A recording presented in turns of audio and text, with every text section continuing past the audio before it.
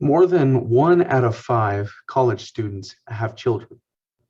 On top of that, nearly half of all student parents work full time. This is according to Kikita from National University, published on June 25th, 2020.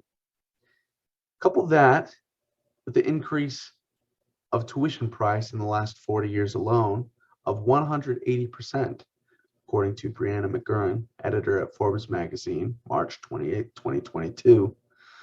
And that value is actually in today's constant dollars. So the fathers and mothers out there going to school, trying to scrape out a better life for their family and for their children, are in a world of hurt. UNLV is known for its incredible diversity of students and faculty. Many are immigrants. Many students are the first in their families to attend school. They're our friends and associates. We study with them, work with them, laugh and cry with them. Student parents add to this diversity, but are often harder to see. Chances are you've sat next to to a mother of two, or joined an online discussion with a single father. I'm a non-traditional student myself, and I'm a parent student. My closest friends at school have also been fellow non-trads, as they're nicknamed. They've also been parents. To be blunt, we found ourselves frustrated at times with the higher educational system. I don't want to complain. I know school is supposed to be tough, but when non-traditional students and parent students are so common, why is the university so unflinchingly traditional? We pay fees every semester for quote unquote benefits that we never have the options to use. So today I say to you, to help parent students, UNLV should waive the fees that do not include registration for parent students. Today I'm going to talk about first the financial strain of being a student parent, and second, why waiving these fees for student parents is our best course of action. Let's get started by discussing the financial strain faced by student parents. While college is expensive for everyone, being a parent student magnifies the burden. Traditional students are, well, for a lack of a better term, traditionally supported financially by family, at least in part. If earning money for themselves, that's where the money stays. Student parents don't have that luxury. Instead of having an allowance from mom and dad, they're left to pay for food and housing for themselves and their family on their own. Earning money and spending it on a $400 college textbook is hard for everyone, but it's even harder to prioritize when you have hungry mouths to feed. The consequence of needing more money results in the obligation to work, often full time. According to Kaikia, mentioned earlier, over 44% of student parents work a full-time job while attending school. Education should lead to better opportunities, as over 88% of student parents have incomes at or below the poverty level. The irony of stretching yourself so thin to make ends meet while paying tens of thousands of dollars and striving for a degree is that, according to a report by the U.S. Government Accountability Office, 52% of student parents drop out of college before earning their degree. Is there any way that tuition can be reduced? Possibly. See, paying this sky-high tuition doesn't just go to registration costs and professor salaries.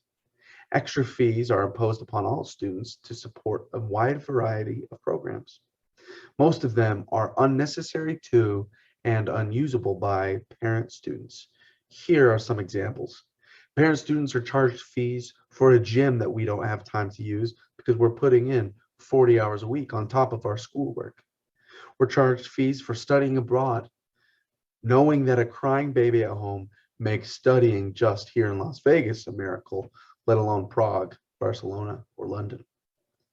We pay out of pocket for Greek life organizations that don't include us, funding the student government that makes no effort to help us, and servicing the bonds for the student union that we never enter.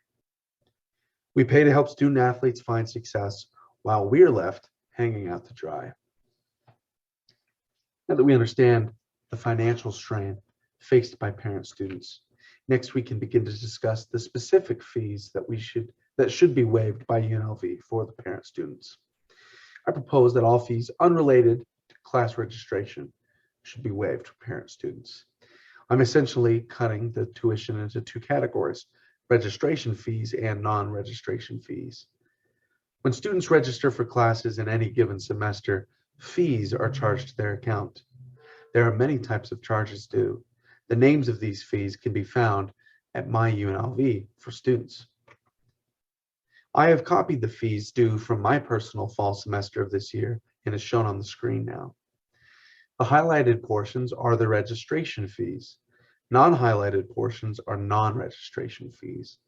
These non-highlighted fees are what I propose to be waived by UNLV. As a side note on the registration fees, they make up, this is the highlighted portion, about 75% of the total tuition charged by UNLV. They are also increased every year at a set schedule by the Nevada State Higher Education Board of Regents. On the screen now shows the schedule found on UNLV admissions website, Access 2022. The NSHE makes it plain that they increase tuition by about 2% every year. You might not have planned to lose your job during a pandemic, Mr. Parent Student, but you can bet your life colleges will raise the prices right on schedule. Let's get back to the non-registration fees, the fees that I propose to be waived for parent students. I don't have time to review all the details of each fee and where all of the money goes within that fee, but I will highlight a few of them.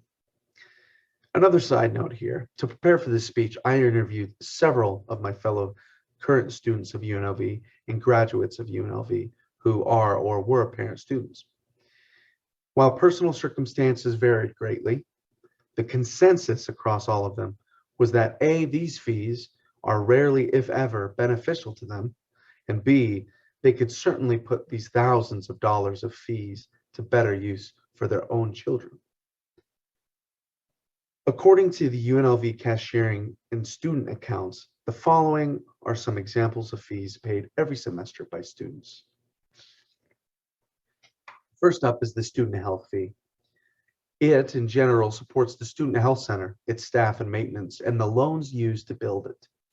Of all my interviews, no one was aware that we paid this fee or had ever been to the student health center. Waiving this fee could save $93 a semester, no small amount for struggling parent students. The counseling and psychological services fee, which supports therapists, psychologists, etc. Of all my interviews, no one was aware that they paid for this fee or had ever used these services. Waiving this fee could save $50 a semester. Last example, the student life facilities fee. This supports many miscellaneous items, but it primarily funds the student union and recreational wellness center. Of all my interviews, no one was aware that they paid for this fee and does not use these services. The fee also supports campus life programming like social justice and Greek life. None I interviewed was benefited by those services. Waiving this fee could save $223 a semester. Waiving these fees will give student parents a little breathing room. A few extra $1,000 goes a very long way when you're trying to pay off hospital bills from the birth of a child or trying to make ends meet to pay your mortgage in December while the stress of final exams and a busy work season is pressing upon your shoulders. Now to wrap up, it's clear that UNLV parent students are under strain. UNLV should waive non-registration fees for parent students. We've discussed the financial strain faced by parent students. Next, we've also discussed the unnecessary fees UNLV imposes upon them, making that strain even worse. Waiving these fees won't fix all the problems facing parent students. Trust me, I'm right there. Fees or not, the sleepless nights worrying about my kids will continue. The all-nighters trying to finish school projects while trying not to make too much noise so you don't wake the newborn baby, that'll continue too. The wondering if all of this is really even worth it, or if it would be better to just throw in the towel and spend more time with your family. These feelings won't go away.